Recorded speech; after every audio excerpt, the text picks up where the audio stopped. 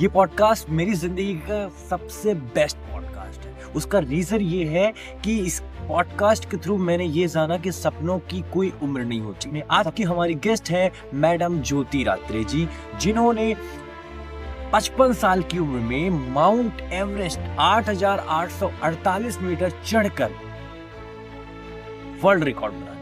या ये बहुत ज्यादा इंट्रिगिंग बात है। एंड बहुत सी महिलाएं अपनी जिम्मेदारियों, अपनी फैमिली के चक्कर में अपने सपनों को त्याग देती है। इस पॉडकास्ट में वो ये समझेगी कि अपने सपनों के लिए लड़ा जा सकता है, अपने सपनों को किसी भी उम्र में पाया जा सकता है।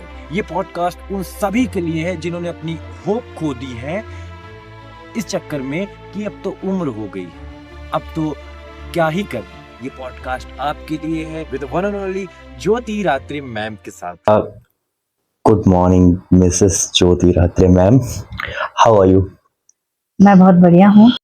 और एक बात पहले ही बताना चाहूंगी कि मुझे मिसेस या श्रीमती ना कहें ओके। क्योंकि यही एक वजह थी कि शायद मैंने एवरेस्ट चढ़ा कि मैं नहीं चाहती थी कि मैं अपने आप को श्रीमती से पहचानी जाऊं, मैं हमेशा ज्योति रात्रे से पहचानी जाऊं। आई फील नर्वस जब मैं आपसे बात कर रहा हूँ, तो मैं नर्वस हूँ इस टाइम पर भी थोड़ा सा। तो आप क्या करते हो जब आप नर्वस होते हो? मेरे ख्याल से तो बहुत ही कम कभी ऐसा रहा होगा कि मैं नर्वस हुई हो। कुछ ही पॉइंट्स थे, वो मेरे अपने लिए नहीं थे, वो किसी और के, या मेरी बेटी है या मेरे हस्बैंड है, उनकी किसी वजह से कभी मैं नर्वस रही होगी।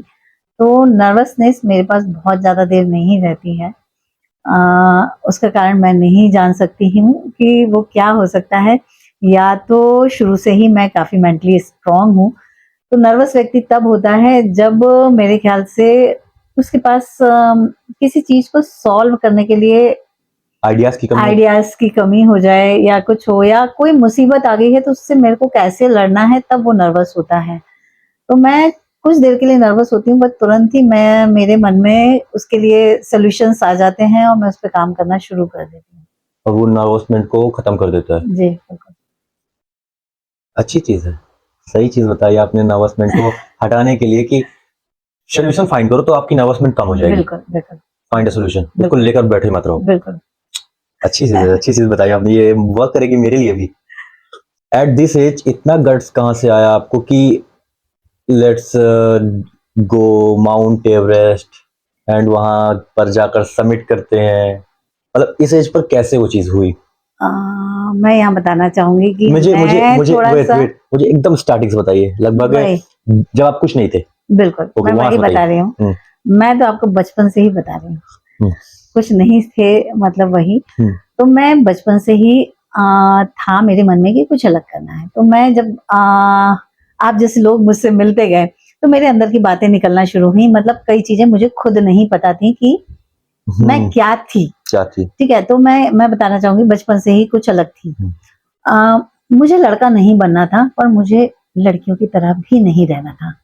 मतलब बचपन से ये मेरे दिमाग में था कि ऐसा नहीं है जैसे बहुत लोगों को रहता है कि मुझे लड़की क्यों बना दिया, या मुझे तो लड़का बनना था। तो ऐसा नहीं था, पर मुझे लड़कियों की तरह भी नहीं रहना था। तो वही कुछ था बचपन से ही कि मुझे कुछ भी अलग करना है। मैं लड़कों के साथ खेलती थी, मैंने बहुत जल्दी साइकिल चलाना सीखी। उस जमाने में लड़कियों को ये सब चीजें अलाउ नहीं थी। मेरे पापा क्योंकि जॉब में थे तो हम लोग होशंगाबाद रहे, तो मैंने नर्मदा में तैरना सीखा। लड़कियां तब तैरना नहीं, मतलब आम लड़कियां नहीं, जो नदी के किनारे रहती थी वो तैरती थी, लेकिन मैंने उस समय तैरना सीखा। मतलब सारी वो सब चीजें सीखी जो लड़कियां नहीं करती थी, वो मैंने किया। उस समय पे लड़कियां आर्ट्स और कॉमर्स वगैरह लेती थी, मैंने साइंस लिया। मैं अपनी कास्ट की पहली हूँ जिसने साइंस सब्जेक्ट में बीएससी किया। तो मैंने ये सब काम किए, लेकिन मैंने कभी बहुत ज्यादा समाज से, मतलब मैं आज भी नहीं डरती नहीं थी, और बहुत ज्यादा मैं समाज से अलग होके भी मैंने नहीं काम किए हैं कि नहीं वो ये बोल रहा है तो मुझे ये करना है, ऐसा नहीं था। मैं समाज में रह के ही मैंने कुछ अलग काम किए हैं, मैंने अपनी पहचान बनाई है। तो मेरी शादी भी जल्दी हो गई, तो मैंने उसको भी एक्सेप्ट किया। मेरी पढ़ाई क्योंकि बीएससी तक की हुई थी, उसके बाद मैंने मैथमेटिकल इकोनॉमिक्स से एमए किया। फिर मेरी बेटी हुई। तो मेरा बिजनेस है एक छोटा, तो वो मैं कहूंगी कि मेरी बेटी की वजह से शुरू हुआ, क्योंकि वो थोड़ी सी मोटी थी। तो जब हम आजकल तो बच्चों के लिए अलग से स्टोर हैं, कपड़ों के बच्चों के लिए स्पेशल डिजाइन हो रहे हैं, लेकिन उस समय नहीं, आज से 30 साल पहले ये सब कुछ नहीं था, हमको ढूंढना पड़ते थे। तो जब हम उसके साइज के कपड़े लेने जाते थे, अगर हम उसकी हेल्थ के हिसाब से लेते थे तो लंबे हो जाते थे, अगर हम उसकी हाइट के हिसाब से लेते थे तो उसको आते नहीं थे। तो मैंने वहां से अपना डिजाइनिंग का काम शुरू किया। मैंने तब इंटरनेट नहीं था, मैंने कुछ कैटलॉग्स खरीदे बाजार से, उसमें से देख के उसके लिए मैंने ड्रेस डिजाइन करना शुरू किया। तो ऐसे करके फिर मेरा बिजनेस शुरू हुआ कि धीरे धीरे कि लोगों ने कहा अरे आप बहुत अच्छा काम करती हैं, तो आपको फैशन डिजाइनिंग में कुछ करना चाहिए। तो मैंने एक डिप्लोमा कोर्स किया। फिर क्योंकि मैं घर परिवार से बहुत जुड़ी हुई हूँ, मेरी कंबाइंड फैमिली थी, मेरे पास जिम्मेदारियां बहुत थी, तो मैंने सोचा कि ऐसा बिजनेस किया जाए जिससे मेरा घर भी ना छूटे और मेरी अपनी पहचान बने। तो मैंने स्कूल यूनिफॉर्म का काम शुरू किया कि मैंने ये सोचा 3-4 महीने काम करूंगी, बाकी मैं अपना आराम से रहूंगी। लेकिन ऐसा नहीं, स्कूल यूनिफॉर्म का मेरा फिर बिजनेस बढ़ता चला गया धीरे धीरे करके, और वो पूरा साल भर का ही काम हो गया, पर मेरा घर नहीं छूटा। तो इस तरह मैं आगे बढ़ती रही। फिर मैंने 2015 में एक फैशन शो किया, इंटरनेशनल फैशन शो किया, काफी नामी डिजाइनरों के साथ में, और काफी लोगों ने उसको अप्रिशिएट किया। तो मुझे लगा कि यार अब हो गया, मेरा नाम हो गया, सब कुछ हो गया, जो मैं चाहती थी वो सब कुछ हो गया है, मेरा एक सेटिस्फेक्शन आ गया था कि ठीक है। और इसी दौरान 2017 में मैं एक छोटे ट्रैक पे गई। तो वो एक ये था कि मुझे पहाड़ देखना है, मैं कभी गई नहीं थी, तो मुझे पहाड़ देखना था, पहाड़ चढ़ना नहीं, क्योंकि मेरी फिटनेस 0 थी और वो ट्रैक भी मेरे लिए बहुत भारी था। और बस वो पहाड़ों पे जाने के बाद जो पहली नजर का प्यार होता है वो हो गया मुझे। और कहा जाता है कि पहली नजर के प्यार के लिए लोग कुछ भी कर देते हैं, तो वही सब कुछ हो गया मेरे साथ। और वहीं से मेरे एवरेस्ट की कहानी शुरू हुई।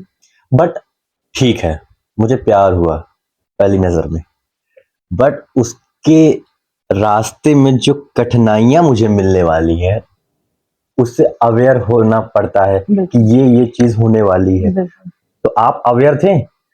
नहीं, उस समय तो मैं अवेयर नहीं थी, पर मुझे ये मालूम था कि अगर मैंने माउंट एवरेस्ट का सपना देखा है तो वो बहुत टफ है, और जिस एज में मैंने सोचा है वो और भी टफ है। क्यों? क्योंकि जिस एज में मैंने सोचा है उस समय किसी भी फीमेल की जो फिटनेस है वो 0 क्या माइनस में चली जाती है, उसको ऑस्टियोआर्थराइटिस की तरफ बढ़ने लग जाता है, प्री मेनोपॉज की बहुत सारी समस्याएं होती हैं, हार्मोनल चेंजेस की वजह से शुगर, ब्लड प्रेशर, थायराइड सब कुछ आना शुरू हो जाता है। थायराइड मुझे भी आ गया था, लेकिन मैंने डॉक्टर से उसके लिए भी टाइम लिया कि आप मुझे 3 महीने का टाइम दीजिए, अगर इसको मैंने कंट्रोल कर लिया तो ठीक है, नहीं तो मैं दवाई तो उसके बाद ही लेना शुरू करूंगी। तो ये मेरे लिए एक बड़ा टास्क था जो कि मैंने एवरेस्ट के पहले कंप्लीट किया, और आज तक मुझे थायराइड नहीं है। और उन 3 महीनों में मैंने अपने थायराइड को 10.7 से 5.2 पे लेकर आ गई थी मैं। ये बड़ा नंबर है जी। कम करना, ये बड़ा नंबर है जो बताता है आपकी हार्डवर्क को, कि आप कितना कंसिस्टेंट है उस चीज के लिए कि मुझे कम करना ही है, समहाउ कैसे भी करना है। हाँ। तो ये एक अच्छी चीज है कि आप अपने काम को लिए बहुत ज्यादा वो हो, कॉन्शियस हो कि मुझे वो करना है। I like this thing. ये मुझे एक चीज मैंने नोटिस की कि एट दिस एज बहुत चीज आलस में निकल जाती है कि यार कौन ही करे, ये चीज हो जाती है। आप उन औरतों को जो ये चीजें सोचती हैं, क्योंकि मोस्ट ऑफ द वुमेन यही सोचती हैं कि इस उम्र में क्या ही करें, अब हो गया, अब हो गया, हाँ। जिंदगी भी पार ही हो गई, बच्चे भी बड़े हो गए, सब कुछ हो गया, अब क्या ही करें, अब आराम करें, अब आराम करें।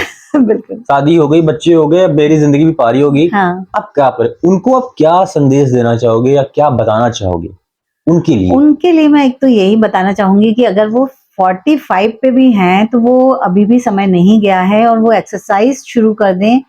और अगर वो एक्सरसाइज करती हैं और इतनी एक्सरसाइज करें, मतलब ये नहीं है कि जान निकाल दे, लेकिन इतनी करें कि हेड टू टो, सिर से लेके पांव के नाखून तक एक बार आप पूरी तरह से पसीने में भीग जाए। एक बार आप ये करके देखिए, आपकी सारी बीमारियां दूर हो जाएंगी, आपको प्री मेनोपॉज के सारे सिम्टम्स आपके खत्म हो जाएंगे, आपके हार्मोन्स बैलेंस हो जाएंगे, हर चीज हो जाएगी। दूसरा ये कहना चाहूंगी कि अभी तक जो आपके सपने अधूरे थे, जरूरी नहीं कि मैंने माउंट एवरेस्ट देखा तो सबको माउंट एवरेस्ट देखना है, बट अगर उसको ये था कि मैंने बहुत सिलाई कढ़ाई किसी जमाने में की है और मैं अब मेरा छूट गया, वो काम कर ले। उसकी अगर बुनाई करती थी वो छूट गया, वो कर ले। वो अगर ड्राइंग पेंटिंग करती थी वो कर ले। वो गाना छूट गया है और वो सोच रहे मुझे गाना सीखना चाहिए, तो वो गाना सीख ले, वो बजाना सीख ले, जो चाह रही है वो करना शुरू कर दे। और ये सब शुरू कर देगी, वो बिल्कुल स्वस्थ हो जाएगी मेरी तरह। आई थिंक एक चीज आपने बहुत सही कही कि अगर कोई चीज हमको पानी है, बहुत मन है, एकदम क्रेविंग हो रही है कि हमको चाहिए ही, और हम उसके लिए कुछ भी नहीं कर रहे हैं लेकिन चाहिए, तो फिर ये गलत बात है। लेकिन अगर हम उस चीज को करने लगे ना, तो आप इंटरनली खुश होने लगते हो अंदर से। बिल्कुल चेहरे पर स्माइल तो बनी रहेगी, बट आप जब अंदर से खुश रहोगे तो वो आपको एक अलग फीलिंग होगी। तो आपने बहुत सही चीज कही कि जो भी आपके शौक हैं, हाँ, आपने उस दौरान नहीं कर पाए हैं, हाँ, लेकिन अब आप फ्री हो, अब आप कर सकते हो, बट ट्राई तो करो। बिल्कुल, एक कदम बढ़ाओ, अपने आप रास्ते बनते चले। एक कदम बढ़ाओ तो क्या ही हो जाएगा, वैसे भी जिंदगी गुजर गई, बिल्कुल, और गुजर जाएगी ऐसे ही करते, नहीं करोगे तब भी गुजर जाएगी, और करोगे तब भी गुजर जाएगी। एक ट्राई तो कर लो अपने सपने के लिए। बिल्कुल, जरूरी थोड़ी है चांद पर ही चढ़ना है। हाँ, लेकिन खुद को खुश करने के लिए बिल्कुल, मेरा पहला प्रायोरिटी है कि खुद को खुश करें, तो दूसरे खुश को कर पाऊंगा मैं। पहले खुद को तो कर लूं। हाँ। तो ये मुझे बहुत अच्छा ऐसा लगा इस चीज का कि खुद को खुश करें पहले। बहुत से लोग जब एवरेस्ट चढ़ते हैं, मैंने सुना है कि वो या तो मर जाते हैं, या तो उनका ऑक्सीजन खत्म हो जाता है, या वो बीच रास्ते लौट आते हैं, या तो फिजिकल इश्यूज, मेंटल इश्यूज, कुछ भी, डर जाते हैं। तो बहुत सारी चीजें ऐसी होती हैं जिससे उनका समिट पूरा हो ही नहीं पाता। What precaution they should follow जिससे उनका समिट हो जाए? ऐसा क्या करे वो कि एवरेस्ट की चोटी पर पहुंच जाए, जो उनका सपना है, क्योंकि सपना सबको वही है, लेकिन वो इसको नहीं देख पा रहे हैं कि इसमें क्या क्या दिक्कतें आने वाली हैं, उनकी फिजिकल फिटनेस कैसी है और इसके खुद के खतरे कितने हैं। तो आपके हिसाब से उनको क्या चीज फॉलो करनी चाहिए जो उनके लिए बेस्ट है? देखिए, मैं बताना चाहूंगी कि जो एवरेस्ट है वो तो एवरेस्ट है, मतलब विश्व की सबसे ऊंची चोटी है, सबसे मुश्किल है, वो है, खतरनाक है, वो भी है। प्रकृति से हम लड़ाई नहीं कर सकते हैं, है ना, और जीत भी नहीं सकते हैं। लेकिन अगर हम अपनी तैयारियां अच्छी रखें तो मुझे नहीं लगता है कि हम समिट तक नहीं पहुंच सकते हैं या कुछ है। लेकिन देखिए, अगर प्राकृतिक आपदा आती है तो हम उसका कुछ नहीं कर सकते, पर हमारी अपनी तैयारियों की वजह से अगर हमारा समिट नहीं हो रहा है तो वो बहुत दुखद हो जाता है कि ये रहता है कि हमने इतनी मेहनत करी, शायद हम ये और कर लेते तो हो जाता। तो यहाँ मैं बताना चाहूंगी कि जो मैंने तैयारियां की हैं वो मैंने लोगों के बहुत सारे ब्लॉग्स पढ़े और मैंने देखा कि क्यों हो रही। पहली चीज तो है कि ऑक्सीजन, जो कि हम ध्यान ही नहीं देते हैं। जब हम किसी कंपनी को हायर करते हैं अपने लॉजिस्टिक के लिए, तो वो हमको एक पैकेज देती है कि इतने में ये फीस है और इसमें आपका हो जाएगा। लेकिन वहां व्यक्ति ये नहीं पूछता है कि इसमें हमको कितने बॉटल ऑक्सीजन मिलेगा और हमारा पेस क्या है, हमारे चढ़ने की स्पीड क्या है। और अगर हमारी स्पीड अच्छी भी है और अगर एवरेस्ट पे रश हो जा रहा है जिसकी वजह से हमारी स्पीड डाउन होगी, तो क्या हमारे पास में उतना समय जो हमारा बढ़ रहा है उसके लिए हमारे पास ऑक्सीजन सफिशिएंट है? इस चीज पे कोई ध्यान नहीं देता है। अभी जितने लोग मुझसे ट्रेनिंग ले रहे हैं या जितने लोग मुझसे पूछते हैं, मैं उनको हर चीज बहुत बारीकी से बताती हूँ। और यहाँ बताना चाहूंगी कि अगर कोई मुझसे ट्रेनिंग लेना चाहता है तो मैं उसको फ्री ऑफ कॉस्ट ट्रेनिंग देती हूँ। और कुछ 4-5 महिलाएं जो 50+ हैं जो मुझसे ट्रेनिंग ले रही हैं और 2026 या 27 में एवरेस्ट जाएंगी। तो सबसे पहला तो यही है कि आप अपने ऑक्सीजन के बारे में पता रखें कि आपको कितनी ऑक्सीजन बॉटल मिलने वाली है और आपको कितनी लगेंगी, इसका आपको अंदाज होना चाहिए। पहली चीज ये है। दूसरी बात, हम आ पाएंगे या नहीं आ पाएंगे इसका कोई भरोसा नहीं मिला है। उसके बहुत सारे कारण हैं। क्या हम फिजिकल उतने फिट रह सकते हैं जितना हम थे? क्या हमारे पास मेंटल उतना रहेगा? क्योंकि जब आप एवरेस्ट से लौटते हैं आपको पता है कि आप किन किन जगहों से मौत के मुंह से वापस आए हैं। सेकंड टाइम जाना उससे ज्यादा कठिन है पहली बार जाने से, और मैं 2 बार गई हूँ। तो मुझे पता है कि कितनी चीजों को मैंने अपने लिए तैयार किया था सेकंड टाइम जाने के लिए। मैंने अपने आप को ज्यादा मुझे प्रिपेयर करना पड़ा था पहली बार से। तो ये चीजें हैं, तो इन सब चीजों का ध्यान रखना है। दूसरा, आपको फिजिकली इस बात का सबसे ज्यादा ध्यान रखना है, कि आपकी बॉडी आपका फैट यूज कर पा रही है या नहीं, ये उसको ट्रेन करना पड़ेगा। क्यों? क्योंकि जो आखिरी लेप होता है हमारा एवरेस्ट का, कैंप 4 से समिट, समिट से कैंप 4 और कैंप 3 डायरेक्ट, वो हमारा करीब 24, 26, 28 घंटे हो जाते हैं, और शायद इससे भी ज्यादा कई बार, या इससे कम। उतनी देर तक आपको एनर्जी बनाए रखना है उस एल्टीट्यूड पे, जो कि सबसे हाईएस्ट एल्टीट्यूड है, जहां बॉडी चेंजेस बहुत होते हैं, बॉडी अपने आप को बहुत तरह से बदलती है सरवाइव करने के लिए। और ठंड इतनी ज्यादा है, आप ऑक्सीजन मास्क निकाल नहीं सकते हो, खाने के लिए जगह नहीं है, खड़े होने के लिए जगह नहीं है, तो आपको अपनी बॉडी को इतना ट्रेन करना है कि वो आपके जो फैट है आपकी बॉडी में, वो उसको यूज करे और उसकी एनर्जी आपको दे। आप देखेंगे लौटते टाइम का मेरा फोटो, मैं आपको दिखाऊंगी, मैं फुल एनर्जेटिक थी। क्यों? क्योंकि मैंने अपनी बॉडी को ट्रेन करके रखा हुआ था। तो ये कोई नहीं बताता है आपको। आप कितने भी एवरेस्टर से मिले हों, वो आपको ये चीज नहीं बताएंगे। और मैंने भी अभी जिन लोगों को बताया, कई लोग 15-15 साल से ट्रैकिंग कर रहे हैं, माउंटेनियरिंग कर रहे हैं, पर उनको एवरेस्ट जाना, उनको ये चीज नहीं पता है कि हमको अपनी बॉडी को ऐसे ट्रेन करना। एक साइड क्वेश्चन है जो मेरे दिमाग में चल रहा है। एवरेस्ट पहुंच जाना चोटी पर सेल्फ अचीवमेंट है या एक मनी अचीवमेंट भी है? ये सेल्फ अचीव, मेरे लिए तो सेल्फ अचीवमेंट था। Okay. मेरे लिए कभी भी ऐसा नहीं था। मुझे बाद में पता चला कि ये रिकॉर्ड बनने वाला है। जब मैंने ये सपना देखा तब मुझे नहीं पता था कि ये रिकॉर्ड बनेगा, या इस एज में किसने किया है, या मैं इस एज के बाद करूं। मैं 2022 में अगर कर लेती, जो कि मेरा टारगेट था, तो मैं ये रिकॉर्ड नहीं तोड़ सकती थी। लेकिन शायद कहते हैं ना कि ऊपर वाला कुछ लिख देता है कि आपके लिए कहानी लिखी हुई Destiny. है।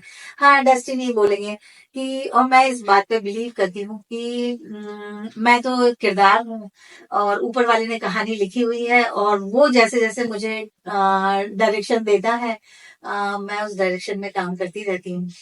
तो मैं 2022 में कर सकती थी, लेकिन मुझे एवरेस्ट की सारी कठिनाइयां पता थी। मुझे ये भी पता था कि आप सब कुछ बहुत फिट है, सब पूरी तैयारी से गए हैं, लेकिन अगर भगवान नहीं चाहेगा तो नहीं होगा। Exactly. और प्रकृति नहीं चाहेगी तो नहीं होगा।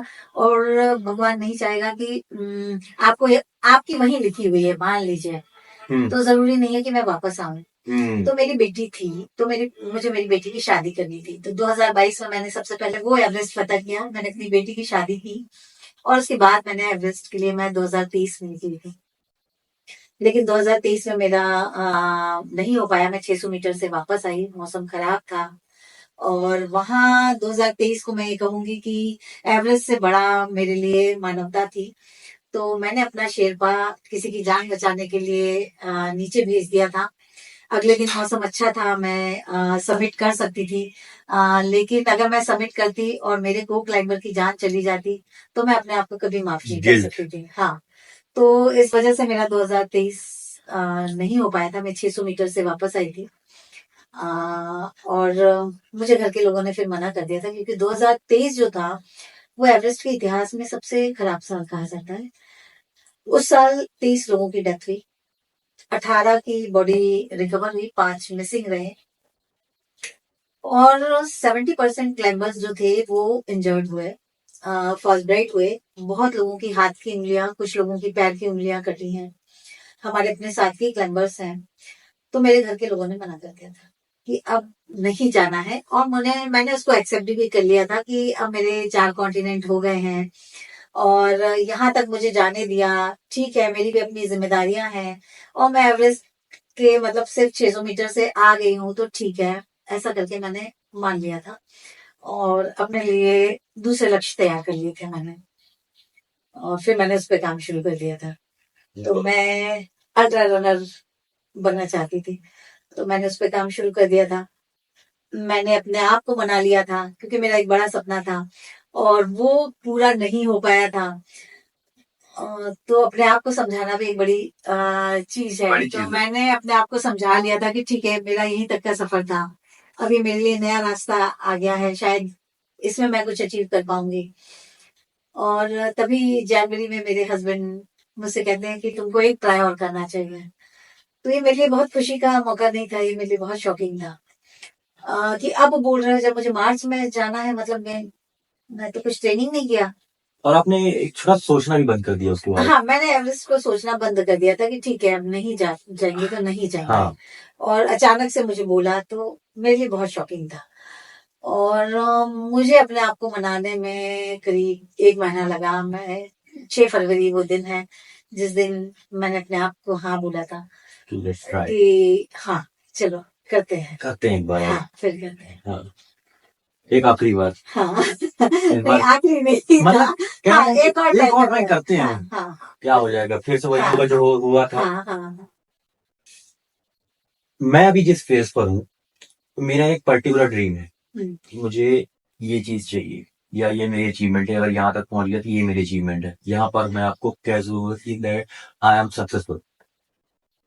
माई क्वेश्चन इज कि आपका एक ड्रीम रहा होगा जब आपने एवरेस्ट के बारे में सोचा, अब आप एवरेस्ट चढ़ चुके, एवरेस्ट उतर आए, ड्रीम कंप्लीट, अब क्या आप दूसरा ड्रीम कैसे फॉलो अप करते हो, उसके बारे में सोचते कैसे हो, देखिए या ड्रीम मेरा खत्म हो जाते हैं वहां से? नहीं, मेरे ड्रीम तो ऐसे खत्म नहीं होते हैं।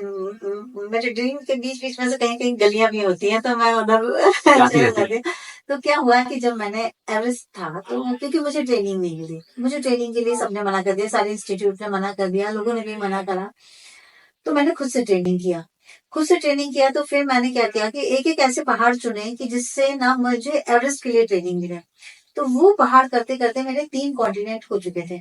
मेरा कोई सपना नहीं था कि सातों महाद्वीपों की सबसे ऊंची चोटियां मुझे फतह करनी है। लेकिन मीडिया, मेरे अपने लोग की अरे अब 4 हो गए, 5 हो गए, वो और 2 ही तो बचे हैं, कल ही लोग। तो मेरा सपना उधर डाइवर्ट हो गया है कि मुझे सातों महाद्वीपों की सबसे ऊंची चोटियां फतह करनी है। तो उसमें से मेरी जो छठवीं थी, जिसके लिए मैं भी दिसंबर में गई थी, वहां मैं हाई कैंप तक ही जा पाई, मैं चोटी पे नहीं जा पाई, मौसम खराब था। दूसरा हमारे जो गाइड थे उनका कहना था कि आप थोड़े स्लो हैं और अगर यहाँ आपको फास्ट ब्रेक हो जाता है या किसी भी तरह की कुछ दिक्कत हो जाती है तो यहाँ रेस्क्यू का कोई साधन नहीं है। वहां पर ना कोई हेली से आपका रेस्क्यू हो सकता है, ना फिजिकली कोई आपको गाइड या पोर्टर आपको ले जा सकते हैं। तो प्रिकॉशनरी हमारे गाइड ने हमको मना किया और हमने उसका रिस्पेक्ट किया क्योंकि मौसम भी खराब था। तो वो मेरा नहीं हो पाया है। तो अभी मेरे 2 कॉन्टिनेंट फिर भी बचे हुए हैं, तो जिनको मुझे अचीव करना है। और जो मेरा अल्ट्रा रन था तो उसके लिए भी मैं सोचूंगी जरूर कि ये सब कुछ होता है तो फिर मैं फिर से अल्ट्रा रन करूंगी। और अल्ट्रा रन में मेरा सपना है सहारा की अल्ट्रा रन करने का। तो मतलब एक सपने के पीछे भागो और उसको अचीव करो, लेकिन उसके बाद भी कुछ है जो आपका इंतजार कर रहा है, वहां वहां पास रुको नहीं, रुकना नहीं है। रुकना नहीं है कि ठीक है ये मिल गया ना हाँ, तो अब इसी को बस फॉलो अप करो, नहीं, थोड़ा और सोचो ना इसके बारे में, हाँ, और भी चीजें हैं दुनिया और में भी देखने चीजें, के हाँ, लिए। वही है।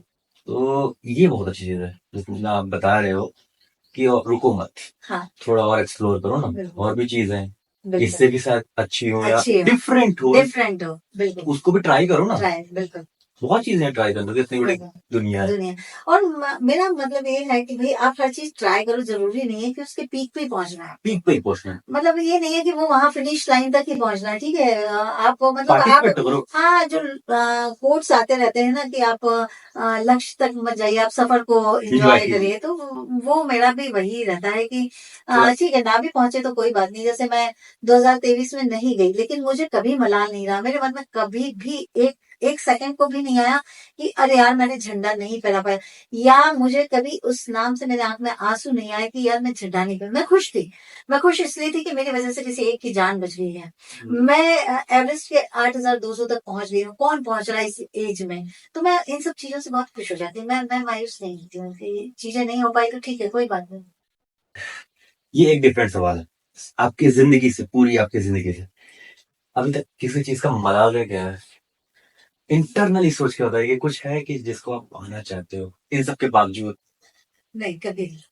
कुछ मलाल नहीं, पूरी पूरी जिंदगी। पूरी जिंदगी एवरेस्ट पे मेरे लिए यही था कि क्योंकि एवरेस्ट व्यक्ति जाता है तो डर के जाता है। बहुत सारे लोग डर के जाते हैं कि पता नहीं मैं वापस आऊंगा कि नहीं। वहां जाके बहुत नेगेटिव थॉट्स आते हैं कि क्यों आ गया मैं। लोग अब बोलते हैं कि आपके मन में कभी ये थॉट आया था क्या? मेरे मन में कभी भी नहीं आया कि मैं यहाँ क्यों आ गई, मुझे नहीं आना चाहिए था, ये तो बहुत टफ है। ऐसे लोगों के विचार हैं और लोग ऐसा सोचते हैं। और कई लोग कैंप 4 से वापस आ जाते हैं कि आगे उनको दिखता है कि अब बहुत कठिन है और मैं शायद जिंदा ना बचूं। पर मैं अपनी जिंदगी से बहुत खुश थी, तो मैं तो एवरेस्ट इतना खुले मन से गई थी कि अगर ना भी वापस आऊं तो मुझे कोई मलाल नहीं रहेगा। और एवरेस्ट के अलावा ऐसा कुछ है जिसको आप पाना चाहते हैं? कुछ मलाल है जिंदगी में? नहीं, कभी कभी नहीं। कोई खुश। जो मिल रहा है मुझे लगता है कि बहुत बहुत। ज्यादा है, मेरे एक्सपेक्टेशन से ज्यादा है। अच्छा, हाँ, जो कुछ भी मिला है मुझे जिंदगी में हर तरह से, मतलब हर तरह से हर तरह से आपके अकॉर्डिंगली वो बहुत ज्यादा मिला बहुत ज्यादा। बाकी के मुकाबले। हाँ, and you are satisfied with this? What is your family reaction after this success? Family तो बहुत खुश थी। हम्म। हाँ, सब लोग बहुत खुश थे। किसी भी अचीवमेंट में फैमिली का को तो अच्छा ही लगता है और फैमिली का होना भी जरूरी है। और जब मैंने एवरेस्ट की तैयारियां शुरू की थी तो मुझे लोगों ने कहा था कि अगर आपको एवरेस्ट जाना है तो 2 साल के लिए आपको सब कुछ छोड़ना पड़ेगा, फैमिली भी छोड़ना पड़ेगी, सारे त्योहार छोड़ना पड़ेंगे और आपको लग के 2 साल ट्रेनिंग करना पड़ेगी, तो ही आप एवरेस्ट फतह कर सकते थे। तो मैंने ये चैलेंज एक्सेप्ट किया था कि मैं सब कुछ करते हुए एवरेस्ट चढ़ूंगी। तो मैंने सब कुछ करते हुए, मतलब ये है कि मुझे एवरेस्ट जाना है मार्च में। और मैं 31 मार्च को यहाँ से निकली हूँ और मैं 20-22 तारीख को कोई शादी अटेंड कर रही थी। 20-22 मार्च में मैं शादी अटेंड कर रही थी और 30 तारीख को मैं अपना बैग पैक करके नेपाल पहुंच गई थी। आप जैसे बता रहे हो ना, सब विजुअलाइज हो रहा है मुझे। एक एक चीज, मतलब आपको डेट्स भी याद है? एक एक डेट्स याद है कि इस तारीख को मैंने ये किया था, इस तारीख को मैंने ये किया था, इस तारीख को मैं गई थी, उसके पहले मैंने क्या किया। तो ये अच्छी चीज है कि आपको एक एक चीज याद है अपने ट्रिप के बारे में। अरे फैमिली का होना इसलिए भी जरूरी है कि आप किसी को गले तो लगा सको। बिल्कुल। मैं इतना झंडे गाड़ कर आई हूँ, पर उसका क्या फायदा? हाँ, बिल्कुल सही बोल रहे हैं। उसी जाहिर किससे करूँ मैं? किससे करूँ? बिल्कुल सही है। एटलीस्ट एक पर्सन तो होना चाहिए जिसको मैं कह सकूँ कि बिल्कुल आई डिड इट। बिल्कुल एंड आपके हिसाब से वो फैमिली ही है बिल्कुल जिसके साथ मैं खुशियां बांट सकती हूँ बिल्कुल या वो खुशी की आंसू रो सकती हूँ। बिल्कुल। तो फैमिली इज इम्पोर्टेंट बिल्कुल किसी भी सक्सेस के लिए। बिल्कुल। अकेले अगर पा भी गए तो क्या तो पाया? क्या फायदा? क्या पाया? बिल्कुल किसको बताओगे कि मैंने बिल्कुल। तीर मार लिया है? हाँ, तो वही है कि मैं तो आजकल के युवाओं को भी यही बोलना चाहूंगी कि जो आजकल अकेले रहना चाहते हैं, या न्यूक्लियर फैमिली तो हो ही गई है, पर अब न्यूक्लियर फैमिली भी नहीं बच रही है। अब तो कह रहे हैं हमें शादी ही नहीं करना, हमको अकेले रहना है। तो मुझे नहीं लगता कि कुछ सालों के बाद में वो अपने इस फैसले पे खुश रह खुश पाएंगे। रहता है ये। कहीं ना कहीं उनको इस चीज का मलाल जरूर रहेगा कि ये हमने बड़ी भारी गलती की है कि हम उस समय अकेले रहे। और जो अकेलापन है वो अच्छी चीज नहीं है, अच्छी चीज बिल्कुल भी नहीं। क्योंकि समटाइम्स आप इतने सुंदर घर पर बैठे हो, बट आप अकेले होती है घर काटेगा, बिल्कुल ये घर खा लेगा आपको। क्या करूं मैं, कितना क्या क्या क्या ही करूं। बिल्कुल बिल्कुल लेकिन अगर आपके साथ एक पर्सन, एक ही पर्सन बट वो आपके क्लोज हो, बिल्कुल तो आप हैप्पी रहोगे, बिल्कुल आप बहुत खुश रहोगे इंटरनली, एंड आपके चेहरे पर भी स्माइल होगी।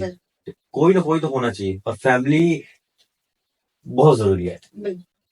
आप उनको क्या संदेश देना चाहते हो जो एट द एज ऑफ 55 या 50 प्लस, जो अपने खुद के ही चीजों से परेशान है, लाइक अर्थराइटिस या मोनोपॉज या बीपी शुगर, और उनका यही एक चीज रहती है कि अब नहीं करना है, अब थक चुके हैं लाइफ से, अब बस उसका इंतजार है। तो उनको क्या कहना चाहते हो जो मैं एज एक बात फील करते बोलूंगी कि वो उसका भी इंतजार नहीं करते, उससे भी डरते हैं। हैं? ऊपर जाने से भी डरते हैं। आप तो बिलीव नहीं करेंगे, मतलब मैं किसी से ऐसी बात कर रही थी, उससे रोंगटे खड़े हो जाते हैं मरने की बात करने से, कि मतलब आदमी मरना भी नहीं चाहता है और जीते बन नहीं रहा है। समझ गया।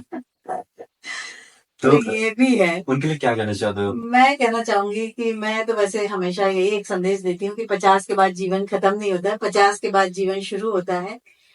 अगर 49 साल की उम्र में मैंने माउंट एवरेस्ट जाने का सपना देखा है और 55 साल की उम्र में पूरा कर लिया, तो कोई भी व्यक्ति कुछ भी सपना देख सकता है और उसको पूरा कर सकता है। जरूरत है सिर्फ एक कदम आगे बढ़ाने की, थोड़ी सी हिम्मत अपने आप में जगाने की, और थोड़ा सा क्लियर विजन करने की कि मुझे एक्चुअल में करना क्या है। और अगर ये सारी चीजें क्लियर हो जाए तो आगे की जिंदगी, जो पिछली जिंदगी थी, मेरे ख्याल से उससे भी ज्यादा खुशहाल हो जाएगी। अच्छा, कभी आपने सोचा कि अगर मेरे पास ये अचीवमेंट ना होती तो उसके अलावा मैं क्या होती या मैं क्या थी? नहीं, मेरे पास अचीवमेंट नहीं होती तो भी मैं ज्योति रात्रे थी, और मैं ज्योति रात्रे ही रहती, क्योंकि मैं बचपन से ही पंगे लेने की आदी हूँ। तो मैं एवरेस्ट नहीं चढ़ती तो कुछ ना कुछ तो करती। जैसे मैंने अपने बिजनेस के लिए किया, मेरा बिजनेस बहुत अच्छा चल रहा है, बिजनेस में भी मैं ऐसे लेती रहती हूँ। कई बार हमारे पास में कोई इवेंट के लिए आ जाता है और उसको 3 दिन में मान लो 500 टी शर्ट चाहिए है, मैं उसको हाँ बोल देती हूँ। मेरी पूरी टीम बोलती मैडम अभी तो कपड़े ही नहीं है, कैसे हो पाएगा? मैं कहती नहीं, हो जाएगा, और मैं करके देती हूँ। तो मैं थोड़ा सा खतरों की खिलाड़ी टाइप की हूँ कि वो खतरे में लेती रहती हूँ। तो अगर एवरेस्ट ना भी होता तो मैं कुछ ना कुछ तो करती रहती। ऐसा नहीं था कि मैं खाली रहती। आज भी यही है, मेरी मम्मी यही बोलती तू तो इतना बिजी होती। मैंने कहा मम्मी ये सब कुछ नहीं होता तो भी मैं कुछ करती रहती। मैं खाली रहती हूँ, मैं क्रोशिया की बुनाई करती हूँ। मैंने एवरेस्ट पे खाली रह के डूडलिंग किया है, और मैंने डूडलिंग की एग्जीबिशन लगी रविंद्र भवन में, और काफी लोगों ने अप्रिशिएट किया। और ये एक वर्ल्ड रिकॉर्ड है जो मैं रजिस्टर करवाने वाली हूँ, जहाँ कैंप 4 होता है, जो कि डेथ जोन कहलाता है, जहाँ लोग बाग जीने मरने के बारे में सोचते रहते हैं, वहां बैठ के मैंने डूडलिंग किया है। तो मैं खाली तो कभी नहीं रहती। बहुत प्लस चाहिए इसमें। अच्छा, ये जीने मरने से याद आया, मौत को देखा है आपने? मौत के पास तक गई हूँ। थोड़ा सा उसको बताइए, मुझे सुनना है वो चीज, क्या क्या कैसा एवरेज फील? एवरेज जो है, हाँ। वो आपको एक बार तो वहां पहुंचा ही देता है, और मुझे 2 बार पहुंचाया, क्योंकि मैं 2 बार गई हूँ। तो पिछली बार भी मैंने उस चीज को अनुभव किया, और इस बार तो मैंने बहुत ही करीब से अनुभव किया। 2024 वाले में, 2023 में जो तूफान आया था, और जब भगदड़ मची थी और हम लोग बड़े दौड़ दौड़ के नीचे उतर के अपने कैंप तक आए थे, और काफी लोगों को मैंने गिरते पड़ते या वो सब कुछ करते हुए देखा था, तो कुछ समय के लिए मुझे लगा था कि बस ये आखिरी है, अब शायद मैं घर वापस ना जा पाऊं। लेकिन कोई मलाल नहीं था, कोई डर नहीं था, मुझे कुछ नहीं था। 2024 का बताती हूँ कि मैं जब कैंप 4 से आगे बढ़ी, और बालकनी एक जगह है जहां पर आपका सिलेंडर चेंज होता है, या वो एक जगह ऐसी है कि जहां आप कुछ थोड़ा सा बैठने के लिए आपके लिए जगह है, और आप वहां कुछ थोड़ा खा पी सकते हैं। उसके थोड़ा पहले, 1-1.5 घंटे पहले, मेरा ऑक्सीजन खत्म हो गया था, और मेरे शेरपा ने भी ध्यान नहीं दिया और मैंने भी ध्यान नहीं दिया। कारण ये था कि अधिकतर नया सिलेंडर लगाकर ही कैंप 4 से आगे बढ़ते हैं, लेकिन मेरे सिलेंडर में ऑक्सीजन थी, और मैं ऑक्सीजन की कीमत समझती हूँ। तो मैंने अपने शेरपा को बोला कि दाई इसमें बहुत सारी ऑक्सीजन है, हम क्यों इस सिलेंडर को यहाँ छोड़ के जाए, हम इसको लेके चलते हैं, जहां खत्म हो गई हम चेंज कर देंगे। तो जब वो खत्म हुई तो मुझे थोड़े से चक्कर से आने लगे, और मुझे काफी वीकनेस लग रही थी। मुझे लग रहा था अब मैं आगे नहीं बढ़ पाऊंगी, और उस समय मैंने अपने अभियान को वहीं क्विट करने का सोचा। और मैंने रेडियो फोन पे अपने बेस कैंप मैनेजर को कॉल किया कि वहां बड़े भाई को दाई बोलते हैं, कि दाई मैं इससे आगे, क्योंकि मैंने अपनी घड़ी में टाइम देखा और मैंने देखा मैं किस जगह पे हूँ।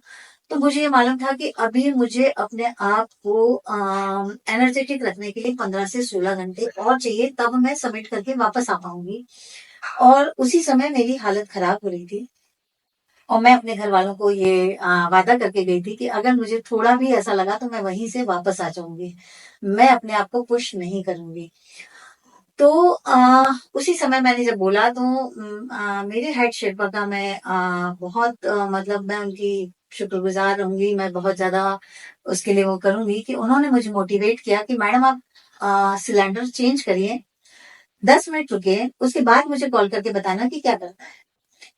उस दौरान मेरे कान में इतने लोगों की आवाजें आ रही थी, और मैं समझ पा रही थी कि ये फलाना व्यक्ति है, ये है, ये है, उसकी आवाजें मुझे कान में गूंज रही थी। और हमारे बुजुर्ग बोलते हैं कि जब आप मरने वाले होते हो तो आपको बहुत सारे लोगों की आवाजें आती है, या बहुत सारे लोग दिखते हैं। तो मैंने कहा कि पक्का अब मैं मरने वाली हूँ, क्योंकि अब ये आवाजें भी मुझे सुनाई आ रही हैं। लेकिन जैसे मैंने आपको बोला कि मैं बहुत जल्दी मायूस या ऐसे नहीं होती है। अगले ही क्षण मैंने अपने आप को मोटिवेट किया, मैं पॉजिटिव हुई। मैंने कहा नहीं, ये वो आवाजें हैं जो मुझे कह रही हैं कि ज्योति तुमको कल सुबह झंडा फहराना, हम तुम्हारी रास्ता देख रहे हैं। तो ये वो आवाजें नहीं है जो मरने के समय आती है, वो आवाजें जो मुझे झंडा फहराने के लिए उत्साहित कर रही हैं। और तब तक मेरी ऑक्सीजन भी लग गई थी और मुझे एक अलग एनर्जी आई, और मैंने कहा नहीं, मैं आगे जा रही हूँ।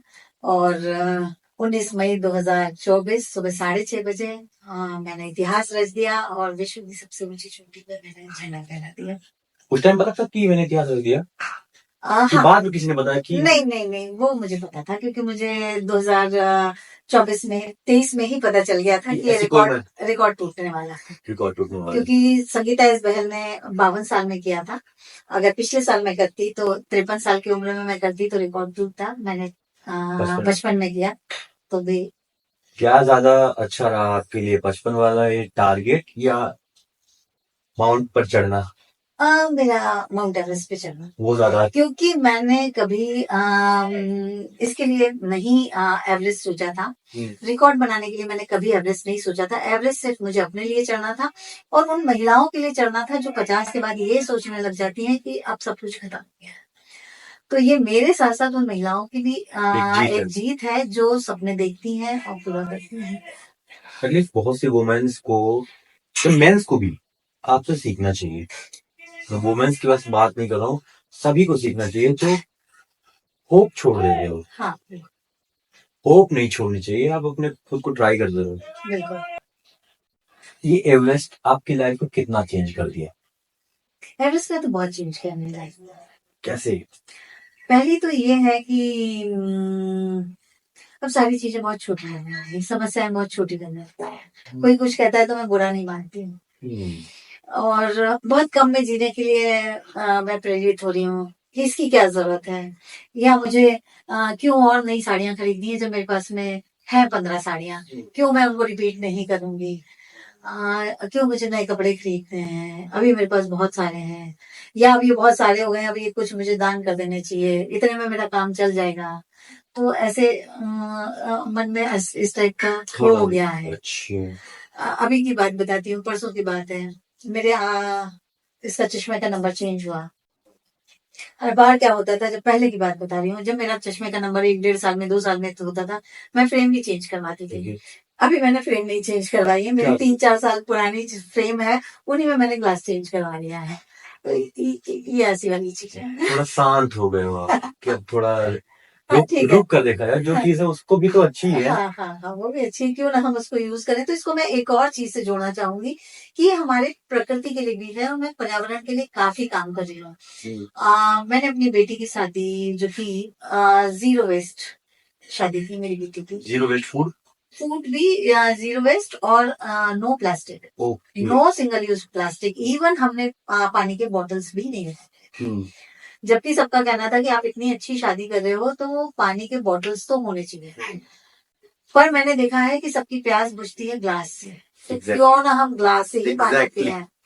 तो सबके लिए डिस्पेंसर रखवाए थे मैंने, आरओ का वाटर सबको चाहिए था, तो क्यों ना हम डिस्पेंसर में ही वाला पानी डालें और ग्लास से पिए, तो सबकी प्यास भी बुझेगी, पानी की भी बचत होगी, प्लास्टिक नहीं जाएगा उतना, तो हम उतना तो करें एटलीस्ट। ये मेरी गली में उस कोने से इस कोने तक कोई भी सब्जी वाला किसी को भी प्लास्टिक बैग नहीं देता है। मैंने उनको मना करके रखा है कि अगर कोई मांगता है तो मेरे घर से आके कपड़े का थैला ले जाना उनके लिए, लेकिन हमारी गली में तुम प्लास्टिक नहीं दोगे। तो हमारे सब्जी वाले करते हैं, पर कोई चुपचाप से ले भी लेता है कई बार। पर अगर मैं बाहर निकली हूँ तो फिर कोई प्लास्टिक नहीं लेता है, पॉलीथीन नहीं लेता है।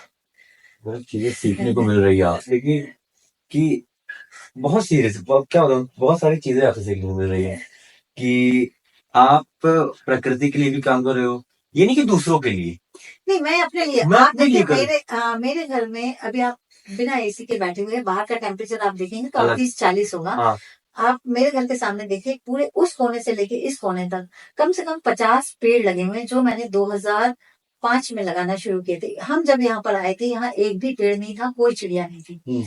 अभी आप फोटोग्राफ्स देखेंगे या मैं आपको लाइव दिखाऊंगी, मेरे घर में 3 से 4 चिड़ियाएं घोंसला बनाती हैं और वो अपने बच्चों को मेरे ही बगीचे में बड़ा करती हैं। उसके भी मैंने वीडियो बना रखे हैं, मैं उसको भी बड़ा एंजॉय करती हूँ। और अगर कोई बच्चा उड़ के बाहर जाता है तो वो चोंच मार मार के उसको अंदर लाती है। उसको ये मालूम है कि ये जगह मेरे बच्चों को 3-4 दिन उड़ना सिखाने के लिए सेफ है। तो जब घोंसलों का वो आता है तो एक हमारे यहाँ सेमल का पेड़ होता है जो बहुत सॉफ्ट सी रुई वो करता है। ओके। मैं उसके फल लाके यहाँ पर रखती हूँ, उसकी रुई खोल के रखती हूँ, कुछ तिनके अपने बगीचे में छोड़ती हूँ। कुछ 2-3 ऐसे पौधे हैं जिनमें इस टाइप के फूल लगते हैं कि जिसमें सनबर्ड उसको खाती है, जबकि वो खूबसूरत नहीं है, वो जंगली टाइप के दिखते हैं, लेकिन वो सनबर्ड के लिए मैंने लगा के रखे हुए हैं। वो मेरे यहाँ आती हैं, घोंसला बनाती हैं, तो ऐसा मैंने करके रखा। और ये पेड़ों के लिए मैंने कई लोगों से झगड़े किए हैं, तब जाके मैं इनको बड़ा कर पाई हूँ। और आज वो इतने बड़े बड़े वृक्ष हैं कि हमारे घर का टेम्परेचर कम से कम 7 से 8 डिग्री कम होते हैं। मैं फील कर पा रहा हूँ कि वो तपन नहीं है, हाँ, वो हाँ, उस टाइप की वो एनर्जी नहीं है कि आपको लगे कि यार थोड़ा ऐसी भी चालू होता हाँ, तो मजा आ हाँ, जाता है, हाँ, वो नहीं है। हाँ, अच्छी चीज है। एंड ये आप दूसरों के लिए नहीं कर रहे हो, ये आप हाँ, खुद के लिए कर रहे हो। हाँ, आई कैन फील, हाँ। I love this. Thank तो you. आप नेचर लवर हैं, हाँ, हाँ, मेरी भाषा में बोल रहा है तो नेचर पागल हाँ, हो। हाँ, हाँ। अच्छी बात है। How you take the decision?